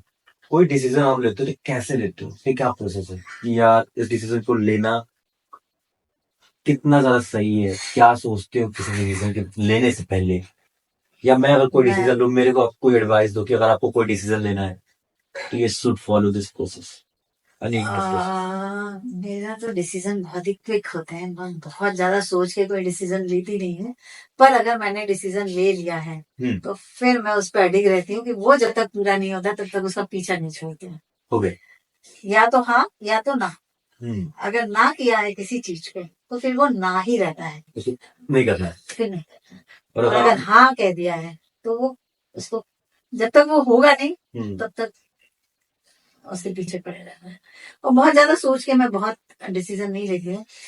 कई डिसीजन ऐसे होते हैं कि मुझे अपने साथ वाले, मेरे घर के लोग, ये क्या सोच लिया तुमने, जैसे मैंने माउंट एवरेस्ट सोचा था। एग्जैक्टली यही है। तो मेरे हस्बैंड ने कहा था तुमको पता है तुमने क्या सोचा है? मैं हाँ मुझे पता है क्या सोचा है। तो कर पाओगी ये वो? मैंने कहा हाँ, है ना। लेकिन उनका उनका बहुत दिनों तक मेरे लिए नेगेटिव वो रहा है। और जब मैं पहली बार देव टिब्बा गई, वो मैं कोविड पीरियड में गई। कोविड लोगों के लिए आपदा था, मेरे लिए अवसर था। क्यों? क्योंकि मैंने उसके कुछ दिन पहले ही एवरेस्ट सोचा था, तो मैं बड़ी खुश हुई कि अरे वाह, सब कुछ बंद, अब मैं अपने आप पे काम कर पाऊंगी और मैं अपने आप को ज्यादा फिट कर पाऊंगी। और जैसे ही कोविड अक्टूबर में थोड़ा सा रिलैक्सेशन मिला, मैं पीपी किट पहन के दिल्ली गई थी और दिल्ली से मनाली गई थी। और मतलब एवरेस्ट इस कदर मेरे दिलो दिमाग पे था, जो आप कह रहे हो कि मैं एक अननोन पर्सन के साथ में दिल्ली से मनाली गई हूँ। और आज मुझे कोई कहते हैं कि किसी अननोन के साथ में जाना है, जबकि पूरा ट्रैफिक चालू है, रास्ते में आपको लोग मिल रहे हैं, तो मैं मना कर दूंगी। और उस समय हमारी अकेली गाड़ी दिल्ली से मनाली की तरफ जा रही थी और मैं उस शख्स को नहीं जानती थी, उस मेल को मैं नहीं जानती थी। मुझे बस पता चला था कि ये व्यक्ति भी वहां आ रहा है और ये भी देव टिब्बा चढ़ेगा। इसके अलावा मैं उसको नहीं जानती थी। 4 दिन पहले फोन पे बात हुई थी, उसको मैंने देखा भी नहीं था और मैं उसके साथ चली गई थी। तो इस कदर मेरे दिलो दिमाग पे छाया हुआ था एवरेस्ट।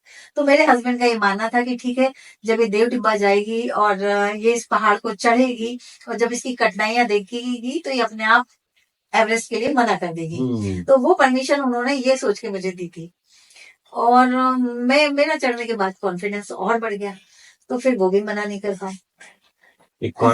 चीजें आपके साथ होती गई और आपको कॉन्फिडेंस मिलता गया। बिल्कुल। बुरी भी चीजें हुई होंगी हाँ, मे हाँ, बी, हाँ, हाँ। बट जो वो छोटी छोटी सक्सेस को आपने एंजॉय किया है Yeah. वो आपको एवरेस्ट पहुंचाने के लिए काफी थी। बिल्कुल। ये छोटी छोटी सक्सेस आपको इतना खुश करती गई हाँ, तो मैंने ये कर ली, ये कर लिया, ये कर लिया, ये कर लिया, ये कर लिया, हाँ, अब इसको तो करके ही रहूंगी। हाँ। वो आपको इतना मोटिवेट करती है कि आप मे बी चीजें बुरी होने से ज्यादा आप चीजें अच्छी होने को पॉजिटिव थे। हाँ, हाँ, कि मुझे मैं हर चीज में पॉजिटिव थी। कहीं मेरे एक्सपेक्टेशन नहीं हो पाए, कई जगह से मैं आधे में से वापस आई हूँ, पर मैं उसके लिए वो नहीं हूँ। मुझे लगा कि यार वहां तक का भी तो मैंने एक्सपीरियंस ले ही लिया ना, इस पहाड़ का मैंने वहां तक का तो एक्सपीरियंस ले ही लिया ना। ठीक है, कोई बात नहीं, मैं चोटी पे नहीं पहुंच पाई, पर मुझे एक अलग एक्सपीरियंस तो मिला ना। तो ये करके, क्योंकि मैं इसको एज अ ट्रेनिंग ले रही थी कि ये मेरी ट्रेनिंग हुई है। जो मुझे वहां हेल्प करेगी। हाँ, जो मुझे है। अ, ये एक पर्सनल सवाल है, क्या मुझे किसी से जलना चाहिए? नहीं, किसी बिल्कुल की भी नहीं। सक्सेस या कोई मेरे से जल्दी आगे निकल जाए, या कोई बहुत सक्सेस है मेरे से ज्यादा, तो क्या मुझे उससे जलना चाहिए? बिल्कुल भी नहीं चलना चाहिए। ओके, क्यों? नहीं, बट वो मेरे फील ख्याल से होता है, बट वो फील होता है कि यार चीजें दोनों साथ ही कर रहे हैं, लेकिन वो ज्यादा अच्छा कर रहा है या फिर वो ज्यादा आगे निकल गया मुझसे, तो वो एज अ ह्यूमनली बता रहा हूँ, वो फील होता है कि यार मेरे ख्याल से 60, 70, 80% लोगों को ये फील होता है। फील होता है।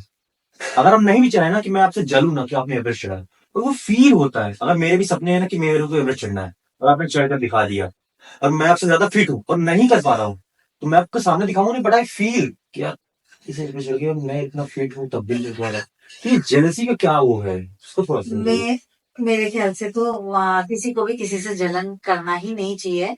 इवन उससे सीखना चाहिए कि क्यों वो हमसे आगे बढ़ गया, और मेरे ख्याल से खुश होना चाहिए कि यार ठीक है, हम दो साथ साथ चले थे, वो आगे निकल गया, तो उसकी सक्सेस में मेरी सक्सेस है, ये अगर हम मान लें, समझ लीजिए भाईचारा हो गया ना, वो भी आप खुश हो जाएंगे। दूसरा, हमको तो वो अचीव करना ही है, तो हम उससे सीखें कि क्या ऐसी एक पॉइंट था कि जिसकी वजह से वो आगे निकला, और क्या वो एक पॉइंट था जो मेरी अपनी कमजोरी थी। तो अगर हम वो चीज देखें, हम उससे सीखें, तो मेरे ख्याल से जेलसी नहीं होगी, ऐसा मुझे लगता है। क्योंकि मेरे मन में कभी ये विचार आया नहीं है। मैं आप बोलेंगे कि जो ह्यूमन वो है, चाहे जेलसी हो जाए या हमारी इसके पहले की जो बात हुई, हाँ। दया है या कुछ है, तो मुझे लगता है कि ऐसे वाली फीलिंग होना नहीं चाहिए, हमें सीखना चाहिए। दया के लिए मैं ये नहीं कहूंगी कि मुझे दया नहीं आती या मैं किसी की हेल्प नहीं करती, मैं बहुत करती हूँ। पर दया करके हेल्प करना और उसकी वो समझ के हेल्प करना, दोनों अलग अलग चीजें हैं। अगर हम ये सोचे कि ठीक है, इसके पास ये चीज नहीं है और मेरे पास है, तो मुझे करना चाहिए उसकी हेल्प। और अगर ये ऐसी चीज कि अरे यार बेचारा है और वो उसको ठंड लग रही है, बेचारे को मैं उड़ा दूं तो मुझे पुण्य मिलेगा, तो ये तो सही बात नहीं है। फिर आप दया करें तो दया तो करिए, पर उसको उस वे में मत लो कि वो हमसे छोटा है। कहीं ना कहीं वो हमारे बराबर ना भी है, तो वो कहीं ना कहीं हमारी किसी एक चीज से तो वो ऊपर है। ऐसा नहीं है कि उसमें हर चीज नीचे है, तो सीखना चाहिए। मैं जब गांव में जाती हूँ तो बहुत कम चीजों में वो लोग इतने कम में इतना अच्छा काम कर रहे हैं, तो हमको वो सीखना चाहिए। हमको ये नहीं दया नहीं करना है कि, पर हाँ, जो सुविधाएं उनके पास नहीं है और हमारे पास है और हम दे सकते हैं, तो हमको देना चाहिए। देना चाहिए, और उनसे भी सीखना चाहिए कि कम से कम में भी जिया जा सकता है, जी हाँ, और कैसे जिया, और कैसे, खुश हो, और खुश होके। हाँ, that is the most important thing, खुश होके। खुश। तो और एक चीज अच्छी लगी, तो व्यू ऑफ एंगल, आप हर चीज को डिफरेंट एंगल से देखो, तो जो बिल्कुल मे भी शायद एक ऐसा एंगल आपको मिल जाए जो बिल्कुल आपको थोड़ा डिफरेंटली सोचने पर मजबूर करे, बिल्कुल बिल्कुल और आपका टाइम बचाए। बिल्कुल। क्योंकि अगर आप जलने पर हाँ, फोकस रहोगे, हाँ, आपका टाइम लॉस होता है, energy waste, loss, energy waste हो ही रही है, और आप ये देख ही नहीं पा रहे हो कि मेरे में क्या क्या कमी कमी थी। है। आपको देखना है कि मेरे में क्या कमी थी कि जिस वजह से मैं नहीं कर पाया और वो कर पाया। व्यू ऑफ एंगल चेंज करना चेंज चाहिए करना। जेलसी को काटने के लिए। हम्म। ये आपका 50s चल रहा है, हाँ, कैसा चल रहा है? बहुत बढ़िया। इसमें मैं थोड़ा अपना वो देना चाहता हूँ, मतलब पूछना चाहता हूँ हाँ। कि क्या चीजें होती है 50s में? 50s में जैसे मान लीजिए, बेफिक्री रहती है बहुत सारी। हाँ, बेफिक्र हो जाता है व्यक्ति। उसके जो फैमिली के जो वो रहते हैं, फैमिली के अचीवमेंट्स कह लीजिए या जिम्मेदारियां कह लीजिए, तो वो बहुत सारी जिम्मेदारियां उसकी खत्म हो चुकी रहती है। बच्चे पढ़ चुके रहते हैं, शादी कर चुके हुए रहते हैं। हमारे पेरेंट्स जो हैं, हम उनकी सेवाएं करते रहते हैं। जब हम 50s में पहुंच जाते हैं, तो कई बार हमारे साथ हमारे पेरेंट्स नहीं होते, मतलब स्वर्गवासी हो जाते हैं, हम उनकी सेवा कर चुके रहते हैं। तो बहुत सारी जिम्मेदारियों से आप निवृत्त हो चुके रहते हैं, तो एक मेरे ख्याल से बेफिक्री कह लीजिए वो आ जाती है। अरे इस टाइम पर हमें क्या करना चाहिए? जैसे सपोज कीजिए कि मैं अभी 25 का हूँ, और मैं अगर अपने 50s पर जाऊं, तो ये सारी चीजें क्या क्या प्रॉब्लम मेरे को मिलेगी, ये बता दीजिए, और क्या करना चाहिए मुझे? मेरे ख्याल से प्रॉब्लम तो नहीं मिलना चाहिए, अगर आप पहले से प्लान रहे तो। तो मैं एक और बात बताऊंगी, लोग मुझसे कहते हैं आपने नहीं पूछा, बहुत लोग मुझसे क्वेश्चन पूछते हैं कि जब आप एवरेस्ट गई थी तो घर वालों की याद नहीं आई थी? तो मैं बोलती नहीं आई थी। हाँ, अगर मैं याद करती तो मैं एवरेस्ट नहीं जा सकती थी। अगर अगर आपको कुछ करना है, कोई लक्ष्य है, तो कुछ चीजें आपको छोड़ना पड़ती है। सेक्रीफाइस। हाँ, सेक्रीफाइस तो नहीं कहेंगे, उसको खुश होकर छोड़िए आप। ऐसा नहीं है कि, और आप में इतना कॉन्फिडेंस होना चाहिए कि जिस चीज को मैं अभी छोड़ के जाना हूँ, जब मैं लौटूंगा तो ये मुझे फिर से उसी हाल में मिलेगी। मतलब जो मेरा प्यार या मेरा अफेक्शन किसी के लिए है, तो अगर मैंने कुछ दिनों के लिए उसको छोड़ दिया है, तो वो आपका इतना पक्का होना चाहिए कि जब आप कुछ दिनों बाद आए तो वो वैसा ही मिला। ये नहीं है कि आपका दोस्त ये बोलने लगे कि यार 2 महीने से तूने बात नहीं की, अब मैं तेरे से बात नहीं कर रहा हूँ। ये नहीं होना चाहिए। वो हाथ खोल के मेरे लिए खड़ा रहे, मेरी सौगत के लिए। तो ये आपके रिलेशंस ऐसे होने चाहिए। तो आप 50s में आप किसी को खोएंगे नहीं, आपको कोई तकलीफें मिलेंगी नहीं। तो ये आपके अचीवमेंट्स है कि आप इनको लेके चले। आप ऐसा रिलेशन बनाए कि आप 2 महीने भी किसी से बात ना करें। मैं बहुत सारे मेरे ऐसे फ्रेंड्स हैं, कई महीनों तक मेरी बात नहीं होती, पर जिस दिन हम कॉल लगाते हैं तो ऐसा होता है कि हम तो रोज बात करते हैं।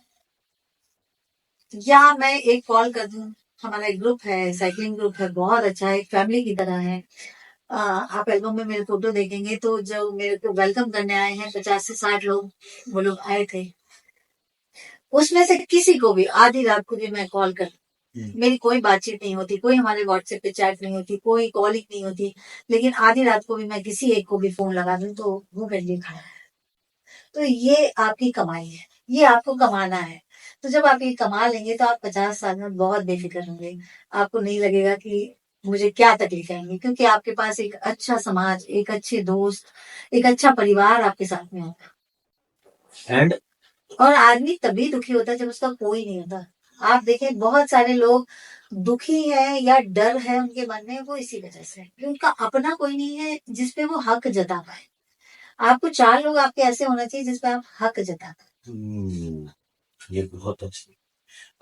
क्या इसमें फाइनेंशियल ऐड कर सकता हूँ क्या कि हाँ, फाइनेंशियल इंडिपेंडेंट होना चाहिए? बिल्कुल। अगर मैं फाइनेंशियल इंडिपेंडेंट नहीं होती तो मैं एवरेस्ट नहीं जा सकती थी। मुझे किसी ने स्पॉन्सरशिप नहीं दी। मैंने कोशिश की थी स्पॉन्सरशिप के लिए, लेकिन लोगों ने मेरी एज के कारण मेरे पे विश्वास नहीं किया कि इस एज में ये क्या हमारा झंडा फहरा पाएंगी क्या। तो मैं अगर नहीं होती, इंडिपेंडेंट नहीं होती, या मैंने अपने बच्चों को उनके पैरों पे खड़ा नहीं किया होता, तो शायद मैं नहीं कर पाती। क्योंकि मैं अपने परिवार की सहयोग से, मेरे अपने बिजनेस के बचत से ही मैं एवरेस्ट फतह किया। एंड लाइफ में भी आई थिंक इंडिपेंडेंसी बहुत, बिकॉज अगर मैं आज की डेट के ऊपर बात करूं, आज का जो युग है, पैसा बोलता है। बिल्कुल, जहाँ पैसा चाहिए है वहाँ पैसा ही लगता है, वहाँ दोस्त नहीं लगेंगे। वहाँ दोस्त नहीं है, वहाँ आपके रिलेशन नहीं लगेंगे, और पैसे लगेंगे। हाँ, पैसे की जगह पैसे ही लगेगा, चाहे दोस्त का लगे चाहे आपका लगे। मतलब पैसे की जगह पैसा ही और वहाँ तो आपको इंडिपेंडेंट भी होना चाहिए एट दैट एज। बिल्कुल। और एक आपके पास एक ऐसी सेविंग होना चाहिए कि जब हमारे पास मुसीबत आए तो हम एकदम से किसी के सामने हाथ न फैलाएं। और इसके लिए मैं बताऊंगी, जैसा मैं आपको बता रही थी, मैं हर व्यक्ति से सीखती हूँ। मेरे यहाँ एक मैट थी, मेरे यहाँ काम करती थी। वो जब गर्मी की छुट्टियों में जाती थी तो कभी हमसे एडवांस नहीं लेती थी, कभी वो नहीं कहती थी, और उस 1 महीने का कभी पैसा नहीं लेती थी कि मैं 1 महीने की छुट्टी पे जा रही हूँ। तो मैंने उससे पूछा कि भाई तू कैसे करती है? बोले मेरे को मेरे पिताजी ने सिखाया कि तुम जितना कमाओगी उसका आधा रख देना, अलग उठाकर आधे में ही काम चलाना। उस आधे में अगर तुम एक टाइम खाना खा पा रही हो तो एक टाइम ही खाना खाना, या उस एक टाइम के खाने को आधा आधा बांट लेना, पूरे भूखे नहीं रहना उस टाइम को। वो सीख मुझे इतनी बड़ी सीख लगी कि भाई इतना छोटा व्यक्ति इतनी बड़ी बात कर रहा है। और बोले वही मेरा साल भर का बचा हुआ पैसा मैं अपने गांव जाके खर्च करती हूँ और आपसे नहीं लेती। तो हमको अपनी कमाई का एक हिस्सा बिल्कुल अलग रखना चाहिए। फिर हमारे पर कुछ भी मुसीबत आए, मरने जीने को छोड़ के उसको नहीं हाथ लगाए हैं, तो हम एक अच्छी जिंदगी जी सकते। और ये आपके हर एज पर वर्क करेगा। हाँ, जरूरी नहीं कि 50 की मैं बात कर रहा हूँ, हर एक एज पर कि आपको फाइनेंशियली इंडिपेंडेंट होना चाहिए। लोग आपको किस तरह याद रखेंगे? मैं चाहूंगी कि अच्छे ह्यूमन बीइंग के लिए मुझे याद रखें। दूसरा वो मुझे इसलिए याद रखे कि एक महिला जो हर उस जगह पे काम कर रही है जहाँ जरूरी है। बच्चों की शिक्षा के लिए मैं काम कर रही हूँ, मैं महिलाओं के स्वास्थ्य के लिए काम कर रही हूँ, मैं पर्यावरण के लिए काम कर रही हूँ और अपने आप के लिए काम कर रही हूँ। तो इस तरह वो मुझे याद रखें। जरूरी नहीं कि वो मुझे एवरेस्ट के लिए याद रखें, एवरेस्ट के लिए तो याद रखेंगे ही क्योंकि वो रिकॉर्ड बन चुका वो है। रिकॉर्ड बन चुका है। तो वो तो एक अलग चीज हो गई है, लेकिन अगर कोई याद रखे तो इसलिए याद रखे और कोशिश करे कि जैसे छोटी छोटी कोशिश से मैंने बड़े अचीवमेंट किए हैं, तो लोग भी छोटी छोटी कोशिश करें रोज की जिंदगी में। आई थिंक जो आपने बताया कि एज अ ह्यूमन बीइंग याद रखें हम्म। कि जो तीर आते कौन थी, वो बहुत जरूरी है। वो कितनी अच्छी थी, कितनी स्वीट थी, वो चीज याद रखें। एंड एक चीज ऐड करना चाहता हूँ, मैं बहुत खूबसूरत लग रहा हूँ। अरे सच बताऊं, आप नहीं लग रहे हो कि यार 55 के हो, 56 56 के। अब ये आपकी फिटनेस है या आपका इतना अच्छा ऑरा है, I don't know, but you are so beautiful ma'am. Thank you. मेरे ख्याल से ये पॉजिटिव होना होता है। लोग बाग मुझे यही कहते हैं कि अरे आजकल तुम इतना इतना फोटो खिंचवाना है, बार बार तुम ऐसे करना। मैं कहा नहीं, मैं पूरे टाइम ऐसे ही रहती हूँ, तो मुझे तो आदत है, मतलब खुश रहती हूँ तो मेरा तो मुंह खुला ही रहता है। तो ऐसा नहीं। लेकिन सच में आप बहुत खूबसूरत लग रहा है, Thank you. Genuinely. Thank you. And this is the last one. मुझे आपसे सजेशन सजेशन अबाउट लाइफ, सीख। आप मुझे एक ऐसी सीख दीजिए लाइफ के बारे में या वर्क के बारे में जो मेरी जिंदगी में काम आए, जो आपको कभी मिली हो, जो आप किसी को देना चाहते थे। मैं कहना चाहूंगी कि हमेशा ना अपने लक्ष्य जो भी आपने सोचा, कुछ भी जो भी सोचा है किसी भी चीज के लिए, उस पर आप फोकस रहिए। मुसीबतें तो आती हैं, ऐसा नहीं है कि मुसीबतें नहीं आती हैं। मुझे ये लक्ष्य जो भी मेरे लक्ष्य थे वो मुझे बहुत इजीली मिल गए हैं, ऐसा नहीं है। उनके सबके पीछे बड़ी कहानियां हैं, बड़े संघर्ष हैं। पर अगर मैं संघर्ष सुनाऊंगी तो लोग आगे नहीं बढ़ेंगे। हम क्या करते हैं, लोग क्या करते हैं कि वो अपनी संघर्ष बताते हैं। ठीक है, आपने संघर्ष किया है तभी आप पहुंचे हैं, पर अगर आप इतने संघर्ष बताएंगे तो आगे वाला मोटिवेट नहीं होगा, वो डीमोटिवेट होगा, वो नेगेटिव पॉइंट ज्यादा निकालेगा उसमें से। तो मैं चाहती हूँ कि आप अपने लक्ष्य की तरफ फोकस करें। बहुत सारी मुसीबतें आएंगी जिनको आप आए बाएं दाएं कर देंगे तो वो निकल जाती हैं, कुछ ऐसा नहीं है कि वो आएंगी। पर अगर आप मुसीबतों पर ध्यान देने लग जाएंगे तो आपका लक्ष्य भटक जाता है। कारण वही है, लोग अब क्यों नहीं पहुंच पाते अपने लक्ष्य तक, उसका कारण ये है कि वो जो मुसीबतें आती है वो उस पर फोकस कर लेते हैं। और जब मुसीबतों पे आप फोकस करोगे तो वही बड़ी दिखने लग जाएंगी, जबकि हमारा लक्ष्य बड़ा है। तो आपको लक्ष्य पे ध्यान देना, ये तो आएंगे ही। मेरे साथ बहुत सारी थी, मेरे साथ फिजिकल मुसीबतें इतनी थी कि मैं बिलीव नहीं कर सकती। जितनी देर का आप ये पॉडकास्ट कर रहे हैं, मेरे ख्याल से इससे दुगना टाइम लग जाएगा मेरी मुसीबतें सुनने। तो मैं तो जिन मुसीबतों से निकल के आई हूँ, तो मैं लोगों को यही सुनाती हूँ कि आपको क्या करना है, क्या फिट होना है। मुझे क्या तकलीफें हुई ये मैं सुनाने लग जाऊंगी तो व्यक्ति वही फोकस करने लग जाएगा कि अरे यार अगर मैं एवरेज जाऊंगा तो ये होगा, अरे एवरेज जाऊंगा तो ये होगा। तो नहीं, आपको एवरेज जाना है तो ये तैयारी करना है और आप एवरेज पहुंच जाएंगे। ये पॉजिटिविटी है। तो हमेशा हर चीज में आप पॉजिटिव रहिए। जैसे मैंने आपको सुनाया कि एक टाइम ऐसा था कि मुझे लगा था कि मैं वन में बनूं, लेकिन तुरंत ही मेरे मन में मैंने उसको पॉजिटिव में चेंज किया और मैंने एवरेज पता कर लिया। तो ये बात है। ये भी हो सकता था कि आप नीचे आ जाओ, हाँ, लेकिन आपने खुद को संभाला, खुद को संभाला, पॉजिटिव किया। पॉजिटिव किया अपने आप को। उसी थॉट को, जो थॉट मुझे कह रहा था कि ये मरने वाला ही टाइम है, ये मरने वाला, मतलब ये पक्का मैं मरने वाली हूँ, हाँ, ये मैंने सोच लिया, ये लाइन मेरे मन में आ गई कि पक्का मरने वाली हूँ, इतनी आवाजें आ रही हैं। और तुरंत ही सोचा कि नहीं, ये वो आवाजें हैं जो मुझे झंडा फहराने के लिए बोल रही हैं, ये वो आवाजें हैं जो जिनको ये पता है कि मैं कैंप 4 से निकल चुकी हूँ, सुबह झंडा फहराने वाली हूँ, और वो सब बैठ के मेरे लिए रात जागरण कर रहे हैं, मेरे लिए रास्ता देख रहे हैं। तो मुझे उनके लिए जाना, और वो आपको ज्यादा मोटिवेट। मैंने आज इस पॉडकास्ट में बहुत सारी चीजें सीखी, बट ये चीज मेरे को बहुत अच्छी लगी कि स्टे फोकस, फोकस रहो, थोड़ा पॉजिटिव रहो, क्योंकि इंसान को मैंने देखा है कि वो नेगेटिव अराउंड रहता है, नेगेटिव चीजों के अराउंड रहता है। अगर आप कुछ नहीं भी करोगे ना, चुपचाप बैठो, फिर भी आपको नेगेटिव हो, हाँ, आप पॉजिटिव नहीं रह पाओगे। बट आपको ट्राई करना है पॉजिटिव होने का। और मैं एक और बात कि हमेशा अपना एक शौक आपके पास होना चाहिए, हमेशा। चाहे आप बांसुरी बजा रहे हो, वायलिन बजा रहे हो, आप गिटार बजा रहे हो, आप ड्राइंग कर रहे हो, कुछ भी कर रहे हो, एक शौक आप अपने पास रखिए। जब आप नेगेटिव हो, आप उस शौक को लेके बैठिए, आप पॉजिटिव। डूडल मेरे लिए सबसे बड़ा मेडिटेशन था और पॉजिटिव रखने का सबसे बड़ा साधन था माउंटेन्स। हाँ, ये मैंने पढ़ा है कि जो लोग पेंटिंग करते हैं ना, अगर आप मेडिटेशन करते हो तो इट विल हेल्प, ठीक है, इन योर हाँ। माइंड। बट अगर आप पेंटिंग करते हो ना, हाँ, तो आपकी नजरें आपके पेज पर होंगी, हाँ, आपका फुल फोकस उस पेंटिंग को कि अब ये स्ट्रोक कहाँ जाना चाहिए, इधर हाँ। जाना चाहिए, इधर जाना चाहिए, आप फुल फोकस रहोगे, हाँ, तो it will help you more. More। तो वही है कि पेंटिंग बहुत ज्यादा हेल्प करता है, या फिर हाँ। कोई भी ऐसी चीज जैसा कोई भी शौक, कोई मैं भी आपको शौक, कह रही हूँ, कोई भी कोई शौक, भी शौक, तो चाहे आप आपको बजाने का है, आप गाने का है, आप उधर फोकस हो जाओगे, आपकी नेगेटिविटी खत्म हो जाएगी। ये चीज मैंने भी रिसेंटली लर्न की है कि आपके पास एक ऐसा शौक जरूर होना शौक, चाहिए। जरूरी नहीं कि आप मतलब उसमें एक्सपर्ट हो कोई जरूरी नहीं, हाँ। आप आड़ी टेढ़ी रेखाएं खींच लीजिए, बट जरूरी शौक है। होना चाहिए कि शौक आपको उसको करने में मजा आ जाता मजा है। ऐसा नहीं कि आपका शौक बांसुरी बजाने का और आप गिटार लेकर बैठ जाओ। हाँ, बिल्कुल। तो ये बहुत मजेदार पॉडकास्ट रहा मेरे लाइफ का कि आपने इतनी सारी चीजें सिखाने को। मेरे बहुत सारे डाउट्स थे जो मेरे को अभी फील होते हैं इस दौरान, इस मेरे जर्नी में। तो बहुत सारी चीजें मेरी आज क्लियर हुई। तो thank you ma'am. Thank you so much. Jyoti Ratre ji, not Mrs Jyoti Ratre. आप मैं मिसेस नहीं कहूंगा, मैं ज्योति रात्रे मैम। मैं जब पहली बार ऐसे मैं शादी हो गई तो मेरे हस्बैंड ने कहीं पर मेरा नाम लिखा श्रीमती। मैं आज के बाद मत लिखना इसमें, मतलब मैंने अपना सरनेम ताले से रात्रे किया।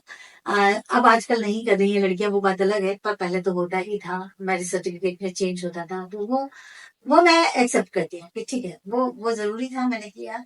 मैं ज्योति टाले से रात्रे हुई, वो मुझे दिक्कत नहीं थी। पर श्रीमती से तो मैं नहीं जानी चाहूंगी, मतलब मैं मिसेस रात्रे नहीं बनना चाहती, मैं ज्योति रात्रे ठीक है। Okay, so let's end this podcast. ये बहुत ज्यादा मजेदार पॉडकास्ट रहा।